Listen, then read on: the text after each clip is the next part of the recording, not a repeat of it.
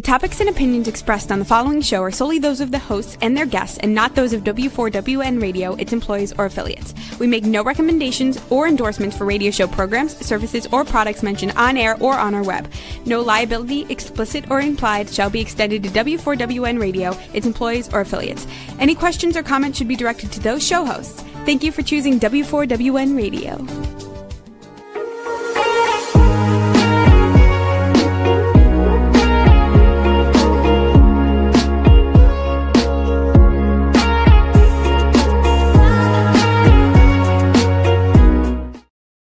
Hi, everyone, and welcome to Chasing Purpose. I'm your host, Kathleen Conner. And if this is your first time here today, I'm glad you found your way in, and I hope you stay a while.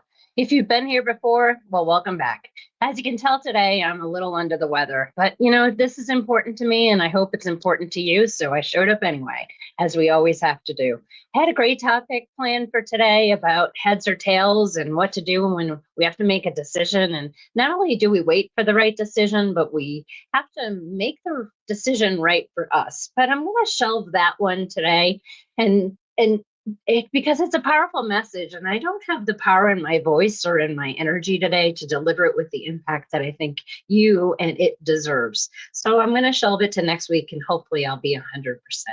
But today I want to talk about what happens when we're not 100%.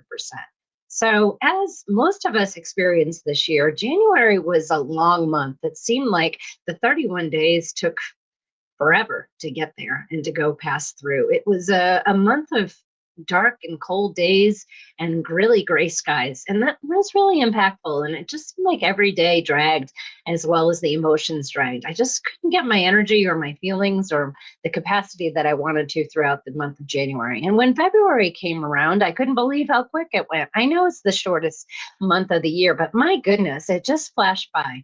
So I had a lot of emotional things happen in February that I want to share with you. It was an anniversary of my mom's death. She died 3 years ago on the 8th. And that was impactful for me. And I felt a melancholy and certainly felt a sympathy to not having her in my life anymore. So that was hard. That week was hard for me. And I went through it with grace and with compassion, and I felt my feelings. So I always say that, feel your feels. And anybody that's been through counseling, like I have decades of it, it's important for us to feel our feelings when we have them and not to repress them. So February was that kind of month. It was a month of tears and expression and a little bit of just kind of sorrow and, just like I said, some homesickness. So as February moved through, I often find myself, when I get to that place of kind of maybe wobbly or shaky emotions or things that I at least know what they're from, because again, through therapy, we realize that we experience our feelings at the time that they come and we know why they're there. So I knew what I was feeling on, but after I feel those feelings, and I think many of us do, we often find ourselves that not only does our body cleanse with emotions and our tears and our thoughts and all of those things, but afterwards we need to decompress. And if we don't, which I didn't, I had a busy month career-wise and personally as well, that you often get signals from the universe and from the guides that say, no, we're going to slow you down. So that's what happened to me. I ended up getting sick, and I'm a good week into this crud that I've been carrying around, and it's in the environment and it's in the school systems. My son's been home with it as well. And so I really took this time. I used to get mad and angry when I was sick or, disappointed that it happened at bad times. But now I look at it and say, okay, what am I supposed to learn with this time? What is my body telling me and my mind and my spirit want me to know? And it wants me to pause. So that's what's happening with me. I've spent a lot of time reflecting. I've spent a lot of time sleeping. And it's amazing how much time you sleep and how much time you spend by yourself, isolating from others because you don't want them to get sick. And yet you still wake up feeling that fog or that veil over your body and your mind. And you still feel like, God, it's just not enough sleep that I have. So I take this as a pause, and I reflect on what I do want to learn and what my body and my mind and my spirit is telling me. And I hope that you will too when you have these moments. So over the last 7 days, I've been coughing. I've had a fever. Today is my first day without a fever through the whole time. And I tend to present with any illness with a pretty high fever when it comes. And that's very draining too. So I tend to to take a lot of baths, take a lot of showers, and change my pajamas quite often. So, and I tend to still function. I'm still a mom and I still run a household and still have a life. So I still have to participate in things. So I can't stop, and neither of us, and neither can anyone stop, especially moms and wives and business owners and leaders and professional women. We just can't stop when we're sick. So our body has to just slow us down when our mind and our spirit doesn't. And that's what's happened to me. So I've taken this time and I've reflected. I've done a lot of journaling when I've been sick. I don't watch a lot of TV. Tried to binge watch a couple things, and it's just not there for me right now. Mentally, I'm just don't have the capacity to focus. But I have really I've done my morning papers still. I do that every morning. I started this year. So I'm a good couple months into that, and I enjoy that process as well. But what I really want to do with this is just talk about why we tend to have our bodies shut down so that we can reflect and process things that we might be going through. And I think this did start with kind of that long, drawn out January that went so slow for me. And I'm sure for everybody, it seemed like it was 365 days through those 31 at the beginning of the year. And it just seemed like everything was just elongated. All of the emotions, all of the days, the good times and the bad times seemed to be there in a very long, drawn out process. And then February, like I said, was a blink of the eye. So with things and time comes a lot of reflection when we're not feeling well. And when we spend some time, I hope we can, wondering why our body shuts down. And I often think about this, things that triggered me prior to reflecting and really raising my emotional baseline and maybe my emotional maturity.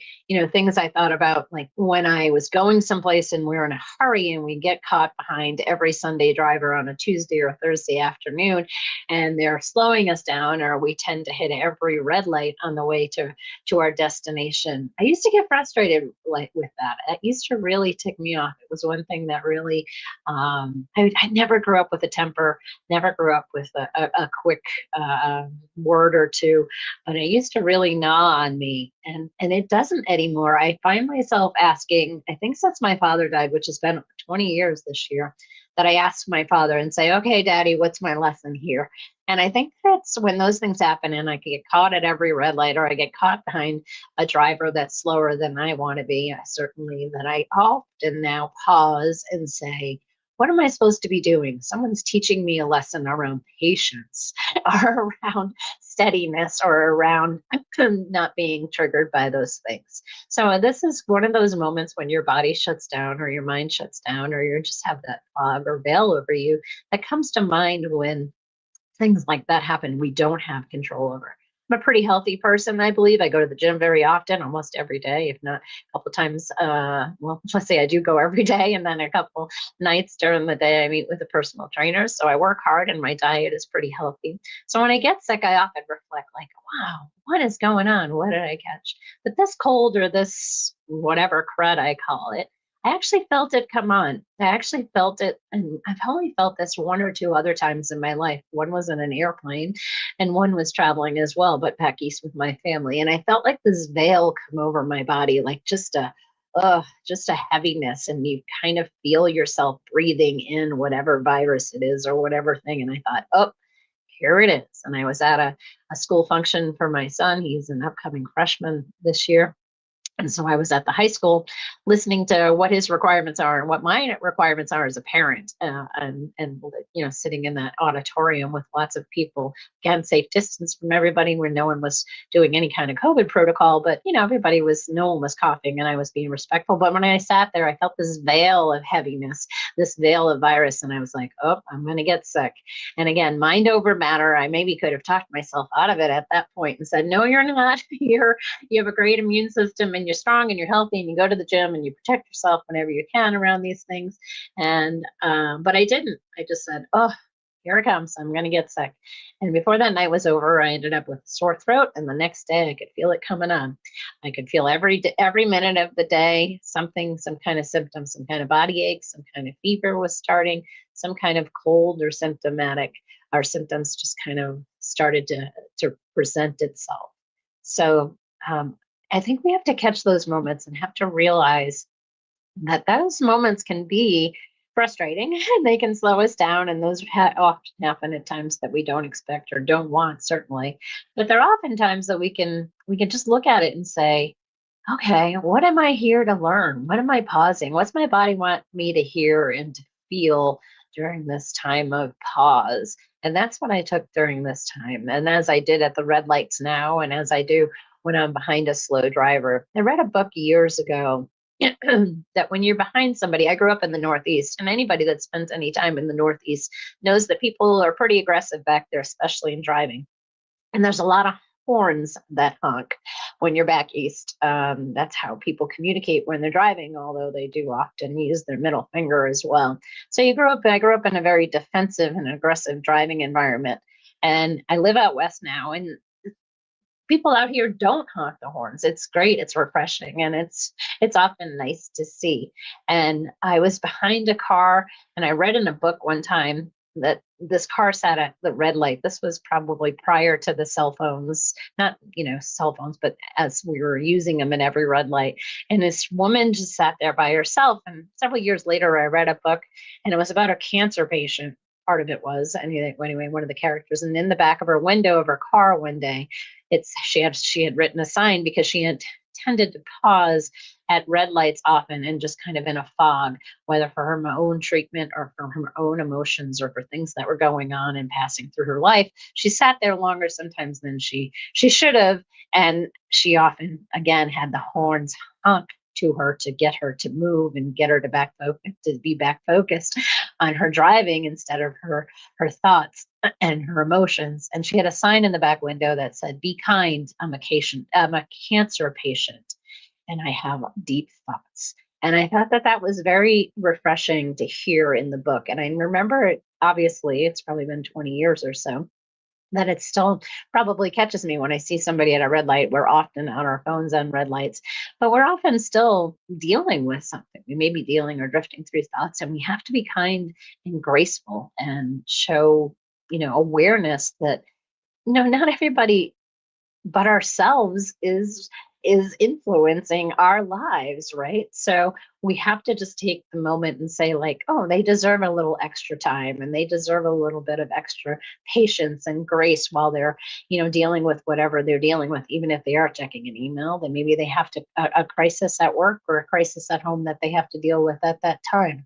So I think those things make me realize and make me pause, like I am doing now, with kind of a moment of, what am I here to learn, and what is this cold or this crud here to teach me, and why am I pausing? And a couple things I think it is. It's teaching me that I really do and really felt my mom's passing the anniversary this year, and that was a good thing, that I was able to, and I am able to share some great moments with her, as I had as memories and great experiences. But I do long for her. I do long for her in my life, and I long for her voice and her presence and her, I was going to say wisdom, but with my mother it came as opinions, so that wasn't always something that I longed for. But it often makes me realize that after something like that, when we cleanse our body with emotions, that we often have to cleanse our body physically as well. And that's what's happening to me now. I believe that it's just a moment of kind of cleansing and pausing and saying, okay, you need to rest. You went through some hard times and some difficult, moments during that week or couple days or whatever it was that I processed her death. And now your body needs to say, okay, now it's my turn to catch up to the rest. Now it's my turn to have my mind and my body and my spirit settle down a little bit. And we often look at colds like they're frustrating, or illnesses that they come at a bad time. But this one I actually feel like came at a good time, because it's allowing me to pause. It's allowing me to finish out. I know it's March, but it's allowing me to really finish out the month of February that went by so quickly with these feelings. And I feel like I can get ready for the next phase of my life. I'm excited for the next phase of my life. I'm excited for what I have to bring and what I offer to you all. And that's my own stories and my own experiences. And some of those come with pain, and some of those come with certainly celebration and heartache and warmth, and certainly a lot of grace. So we're going to get there together. But right now, I'm going to just pause, and I'm just going to tell you a little bit about me and what happens when I get sick. So when I get sick, you know, I often try to rush it. We try to just move on. We try to deal with things, but not this time. I ended up really pausing and I ended up protecting myself. And I ended up really isolating myself from others to protect them from the illness that I have, but also myself, protect myself because I knew that I wasn't in a good emotional place to deal with a lot of decisions or to deal with a lot of frustrations that may happen or a lot of triggers that may happen. So I isolated myself. I still dealt with things. I still have a son that I take care of him and the house and my life and his activities and all of those things. I still am a participative mom and caring and kind. But I did take this opportunity, and I do take this opportunity to look at it and say, what am I learning here? What does my body want me to hear and to know? And I think it's that I was moving too fast through my exercises and through my life and through my diet and wanted me to just kind of settle back and just take moments. And with my morning journal, it wasn't about goals and it wasn't about what I was going to accomplish that day. It was like, what was I healing from? What was my body wanting me to know? And what was my thought process just telling me that I needed to slow down? And I think that that was important. And I think it's important as women that we do that. And it's unfortunate that it happens often when we get a cold or we get sick, but we should take these times and figure out why we have them, figure out how we can get through them as quickly as possibly, and also just kind of help ourselves to how we deal with our own self care. So, how I've been dealing with it is one, I've been sleeping and resting a lot, that's for sure. And when I don't feel like I can push myself, I don't. I still just stay centered and stay protected. And when I can't get into conversations that may be triggering or thoughts or things that I don't have the energy for, I say, I just can't do it. Like today, this is a perfect example. The podcast that I had scheduled for you, and the topic was very powerful, and it was going to really be impactful to not only you to hear it, but me to deliver it. And I just didn't feel like I had it in me today. So I want to give you everything I can when I'm 100%. And today I'm not.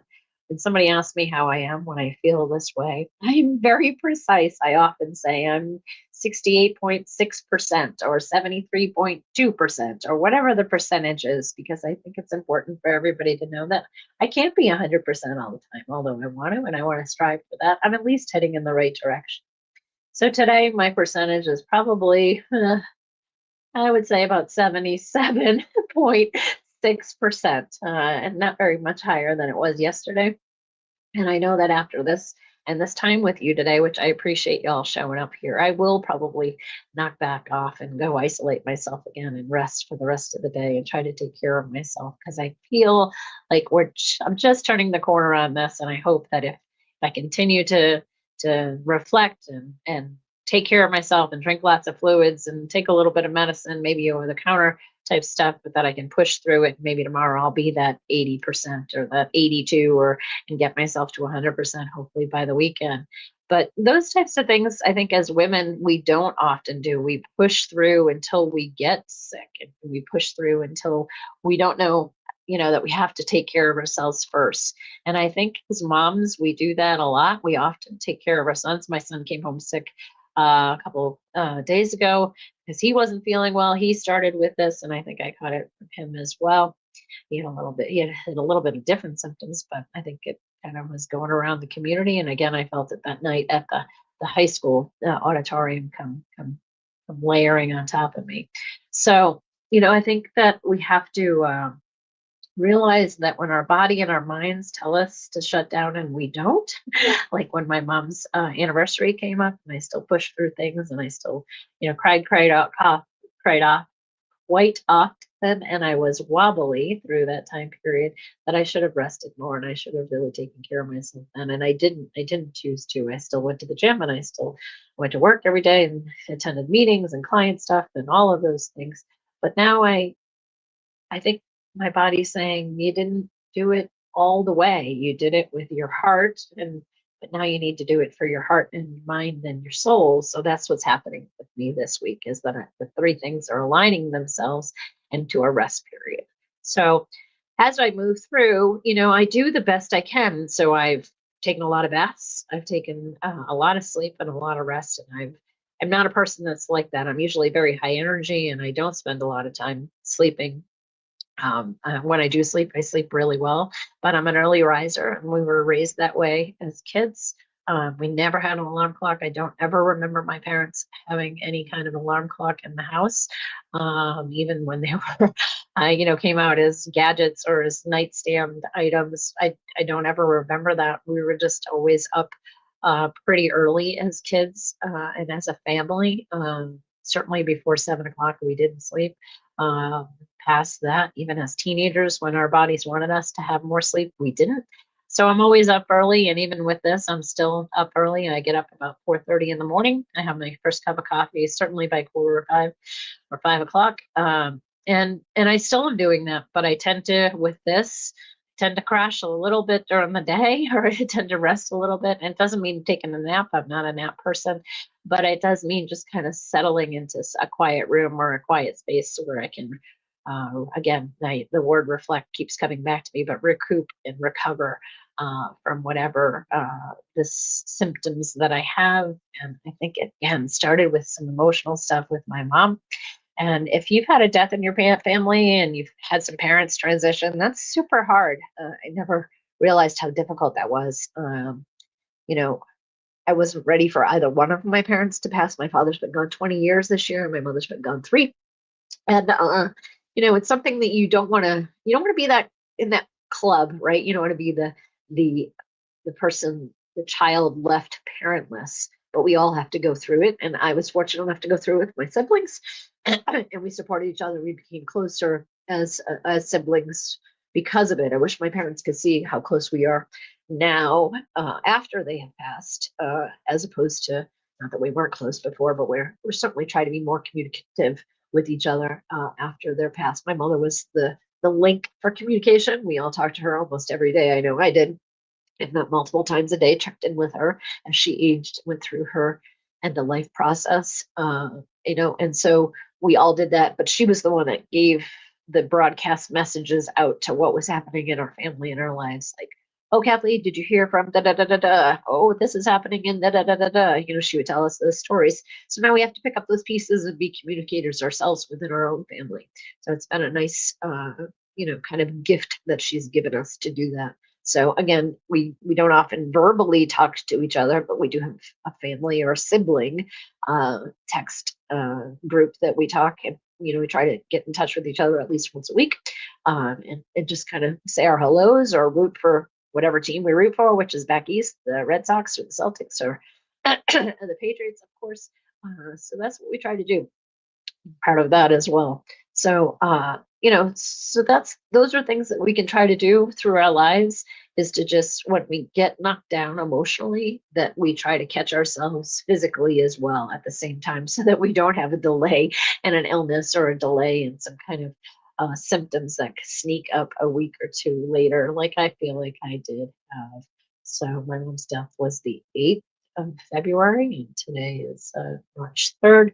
And this I've had for about 7 days, like I said. So the end of February it came on, and probably so 2 weeks after her her anniversary passed, I started with the symptoms, and I think it was all correlated. It was related to kind of how I was pushing through the emotions, or I felt the emotions, but I was really pushing through it on a physical level. I just wouldn't let myself really rest during that time period, and I just didn't. I just pushed myself, I think, a little bit more physically. And again, it's spring, winter-ish here, so there are a lot of viruses going around, and we've had some temperate weather where I am, so we haven't had the cold snaps that come in my belief, that come in and kill the germs like they should. So I think there's some things lingering around as well. But I'm happy to be here today. I don't have the topic that I did want to have for you. I will have it next week. But the main thing that I want you to all reflect on is that we still need to show up, even if we're not 100% within any relationship. And I feel like this is my showing up to my relationship that I have with you. And I think that we started with, hey, I'm not 100%. And that's what we have to do within any relationship with my son or anybody, or work life, or personal relationships, or any of that. We have to say, I can't have this conversation because I'm not feeling well, not 100%. or after this, I'm going to have to take a break and be in an office environment like I am right now and give myself some grace to spend some time by myself and just kind of heal both physically and mentally and emotionally that I have going on right now. So I think that it's important to learn from this that it's okay to still be able to show up when we're not 100%, to acknowledge it, to tell people outright that we're not 100%. They can't expect you to have the capacity emotionally or physically or whatever you usually do. And it's nice to just ask for some grace. I think grace is important in any environment, but especially today. And if you listened to my episode last week with Wendy, that was super fun to do. And she'll be back again in a couple of weeks or so. I'm going to try to have her on once a month or every other month if it works calendar wise. And I talked about grace, and that was one of the things that I was really striving for, was to perform every day in every relationship and every conversation by not only giving someone grace, but asking for it as well. And I don't need to come out every day and be like, hey, come on, give me some grace, or I'm going to give you grace. It's not a competition. Being more able to pause and to be less triggered with things, and to kind of just be okay that I don't have to solve everything, and I don't have to certainly control or manipulate a situation or someone else's feelings or the topics, or try to convince them of anything and they don't need to do that with me either, right? So the first thing that I can control is my reaction, and where I give, hopefully, if I want to, my power and my time, right? So those are the only things that I can control, is my power and my time. So grace is important. But Wendy said that one of the things that she always makes decisions about is around delight. And I thought, oh my gosh, that's great. And I did think of it, delight and and that word, I don't think it's great, but it's not a word I would use a lot. It's not probably one I even use 5 times a year. So I was trying to think after and during our conversation and my conversation with Wendy, what word and what choice would I make? Because grace is always going to be there for me. It's a word that I feel and an emotion that I feel, and something that needs to be given and received more often than it does right now, especially in our society and what's going on.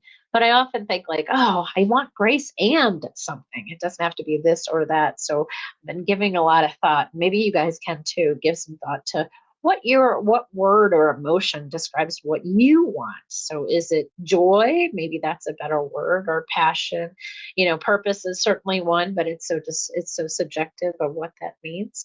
But I also think, as we talked about before in other episodes about, with the episode with Wendy, it's about happiness versus satisfaction. So, but with satisfaction and happiness comes different emotions, right? So joy is probably a good word that I would use. So when I make decisions, then I want to think about how much joy they bring me, how much laughter. My son has a great circle of friends, and I often had talked to him a lot about the characteristics of his friends and the characteristics of things that he sees when he visits his friends' houses. So I have to say, tell me about them, tell me about this. And then I'm preparing him for his life and his journey with his relationships. And I often think of that he'll be great because he's had these experiences with these other families. And he describes one of the kids' fathers as being cool, like just calm. He always says, Mom, there's nothing that gets this man upset. And it's not a challenge. Of course, they're teenagers and they don't mean to, and they certainly don't want to upset their parents. He says, oh, but this guy, he's just really even keeled. And he said, I haven't seen him have any kind of emotion other than just kind of a sullen approach. And I was like, is he boring? Of course, that's what I ask. And Chase would say, no, he's not boring. It's not a boring. It's just that he has a calm presence, that it's soothing, I would say, that he would say. And I think that that's great too, to hear a teenager describe a friend's father as soothing or as calm, and that it's about his presence. He talked to me about his body language and how he's just, he just has this calm presence when he walks into the room, and when Chase talks to him, and when he talks to the kids. I think that's nice that my son experiences those things. And another father that he talks about, when I ask him about his friends, he says, this guy is so joyful. He's so exuberant, is the word that my 13-year-old son would say.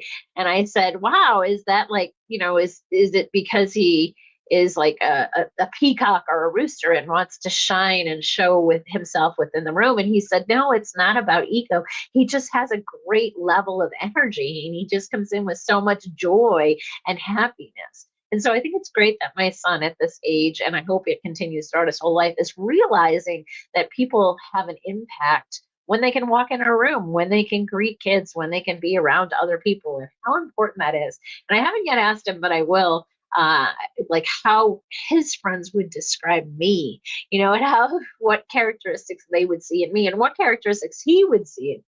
I think he sees me as somebody that he knows that he can talk to and tell me anything. And I hope that always continues. And that, being a business person and professional, as most women are as well, we deal with a lot of stuff. And I tell my son, it's not a challenge. It's certainly not a challenge. I tell him this, that there's not anything that he would tell me that I probably haven't heard before.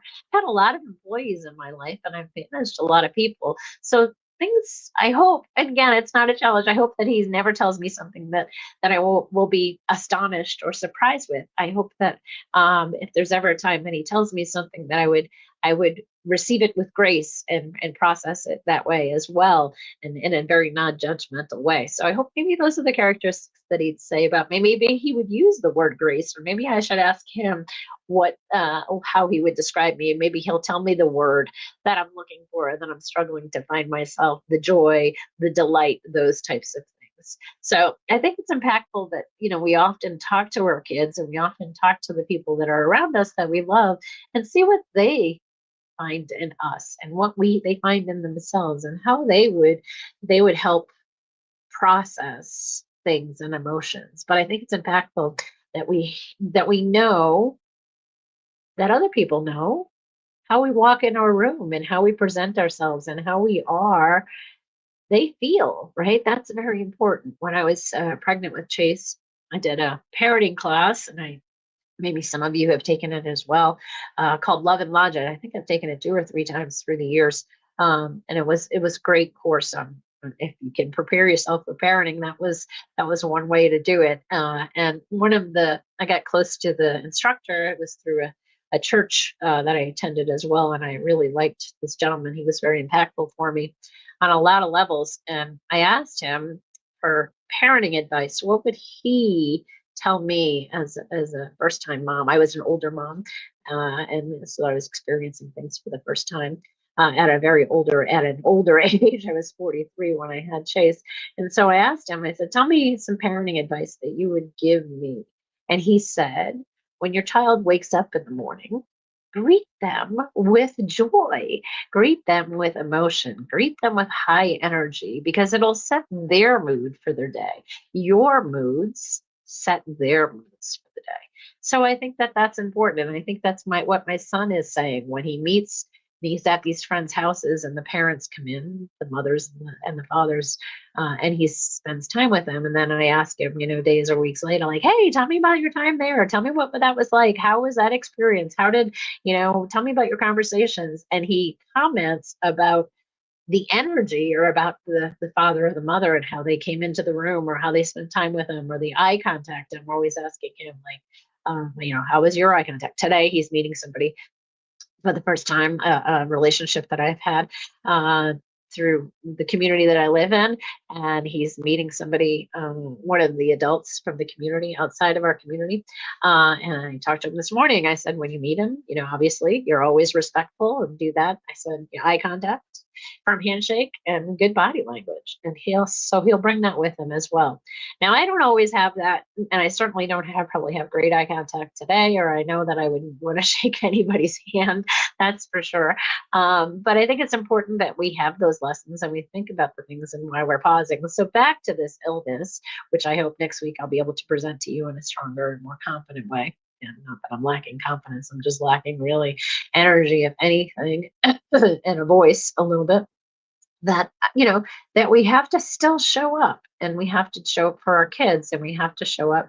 I would have been great to just stay in my pajamas today and stay in bed underneath an electric blanket and just kind of have one more day, one more time to just rest and reflect. But I couldn't. I didn't want to. I didn't want to let you down. I didn't want to let myself down. This is an important connection for me to have with you all. And I hope that you find it important and impactful as well. So I have to just say, as most women and most people need to do, is we have to push through it. So it's okay to show up when we're not 100% and to acknowledge it and say, I'm just not feeling it. Just not here today to give you everything that I can. I mean, I can try. I won't last, that's for sure. And I know after this, after the 50 minutes that I spend with you, that I'll be drained. This is a lot for me. This is probably the most I've talked to anybody in 7 days or so, because of my voice and my ability to really be on my game. So bear with, give people grace, respect what your body and your mind is telling you when you're having a hard time. And when your emotions come up, feel them, but feel them not only in your heart like I did, and through tears like I did, and through memories like I did with my mom's passing and her anniversary and stuff.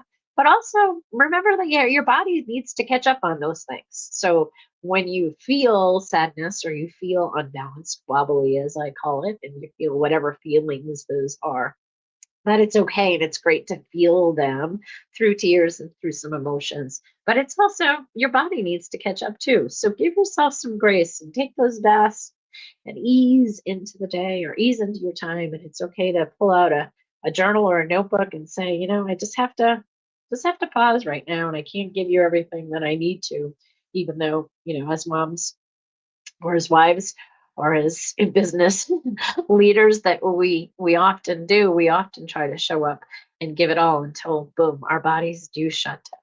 So I will respect and appreciate that my body is asking me to rest right now, and I certainly don't want to push it as much as I do. As much as I have in the past, I will often, like the red lights that I stop at when I don't want to, or the slower car that I get behind, or someone that I should back east be honking my horn at. I will give them grace, as I will ask for myself to have some grace right now, and not be quick to move, or quick to try to recoup when I'm not ready, and just kind of ease into things. So I think that's all we can ask of ourselves, and to make sure that, as my son does, watch our energy, even when we don't have a lot of it, and how we walk into the rooms, and how we present with everybody. Because I think, especially our kids, they're watching us. They're watching our behavioral patterns and our body language and our tone and our shoulders. I often say to my son, drop your shoulders, because when we're stressed, I found myself when I was back home and not in a good place with my mom or my family, and my shoulders would be up. I would be so tense. My shoulders would kill me at the end of the day. Or when I was stressed out at work or with other relationships, I would often have high shoulders, because you don't want to drop them down, because that was your guard, right? You kept them up. And so I often say to my son, like, shoulders down, head up, shoulders down, chest out, march forward. And I know that he thinks those things are silly. And as he moves through his teenage years, I become even more annoying and less silly. But, as I tell him, like, when he's older and he has his own kids, he'll remember these things, as I did with my mom. I remember the things that she said, even though I didn't like him at the time. And I remembered my dad. He was a lot more compassionate with his words and his tone. So I remember those things. And I wish I knew now what I knew then, when my father was alive and my mother was vibrant throughout her life. I wish I knew her.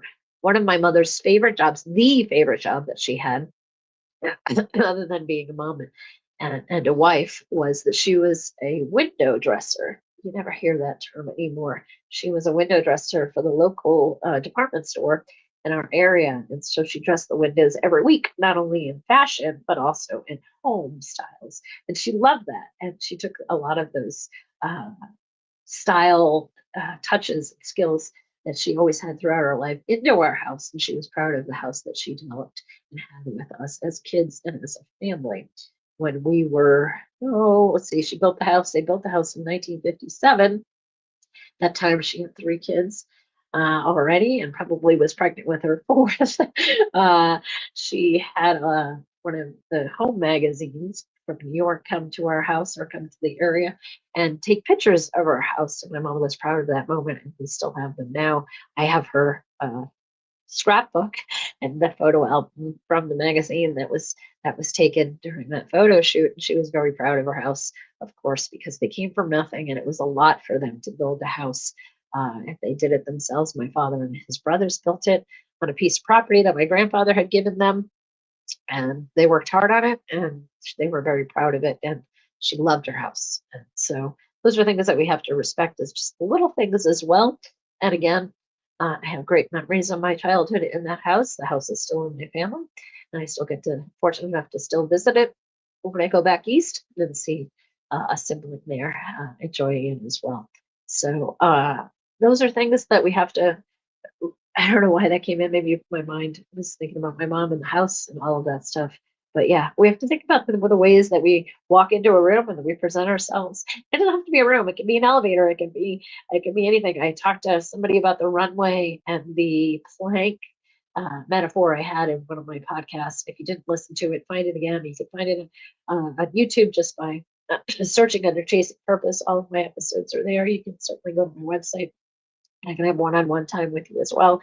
But if you think about the runway and the plank, they're about moving in the same direction, right? Forward. You're on a runway and you're going forward. You're showing, you're walking forward in the direction that's ahead. And the same with the plank, but you're doing it in two different ways. One with confidence and with strength and with purpose, and the other one probably more with fear. That plank thing. And a woman that I had a conversation with, a client that I had a conversation with, uh, she didn't, she kept going back to the Italy or the fashion show runways. And I said, a runway can be your kitchen threshold. It can be how you present yourself when you're getting your coffee and you're walking from one room to the other. It's that runway, it's that forward progress that we can do it with confidence, and that our own energy and our kids feel it. People around us feel it. The people that we love and that we work with feel our energy when we walk into a room. We know it, right? We know when we walk into a house or into a room, and our spouse or our partner or our parents or our siblings or whoever is there, or even a coworker, we can feel their energy. We know what we're up against, right? We know that, if they're in a bad mood, you're going to feel it. If they're in a good mood, you're going to feel it. You're going to feel the intent of what their body language wants you to feel. And it's important for us to know that our body language has that purpose as well in our energy. So we have to really look at it when we're 100% and we give it our all, and what energy we want to lay out there, but also when we're not 100%, when we're like me today, 77.2% of how I feel today. Maybe that was a little earlier. I feel a little less than 77% now, but that I still know my energy is there. I still know when my son comes home from school today that I still want to, be present for him and want to show him somebody who's loving and kind, even though I'm not 100% myself. And I know that he and I would want his friends to describe me in a way that he would describe his friends' parents as. And that's with joy, with compassion, with calmness. It's just great. And so, if you have children or people in your life, ask what they see in people, ask them what they feel when someone walks in a room and what they hear. And I think you'll be surprised at how much people pick up and how much we we project ourselves energy wise and feelings wise, that we don't often do that. I think body language is important. I often see people with their arms crossed, of course, standing on whatever, in whatever room, in whatever environment. And it's such a closed off language that that's what we're comfortable with. We're comfortable with being closed off. We're comfortable, I don't know, presenting ourselves in a different way, that we don't realize how much energy and how much time and vibration we are projecting. So if we just open up our body a little bit more, we drop our shoulders, as I said, we keep our head high and chest out.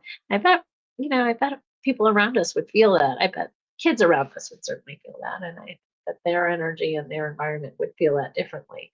As the parenting advice that I had when I was pregnant with my son was, when he wakes up, the first thing you say to him, the first thing he sees is you in high energy. You greet him with a voice and a tone, with a high energy. It doesn't mean screaming. It doesn't mean celebrating. It doesn't mean any of that stuff.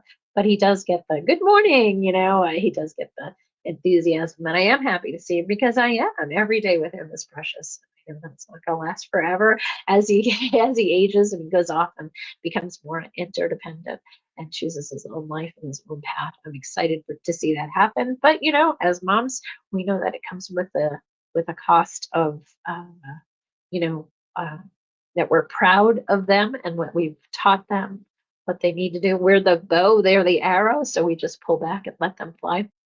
But it is going to be a bittersweet moment for me, as it is for everybody. Even dads out there, I'm sure, feel a little bit of twinge of maybe lonesomeness. My mother explained that when my father died for years, she was 17 years without my father, living in the same house, in the same community.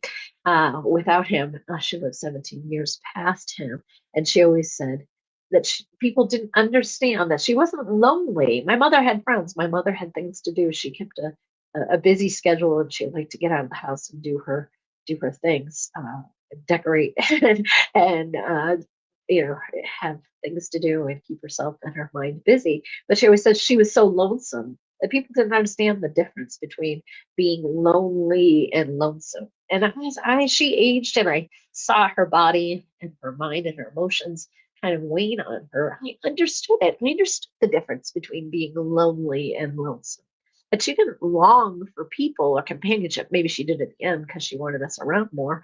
But she certainly missed having my father's presence. She was lonesome for company. She was lonesome for him and for the love they had together. So it wasn't her being lonely because I think she was comfortable with herself.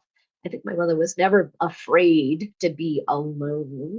She knew what that was like and had 17 years of it, of us kids stopping by all the time or being in her life.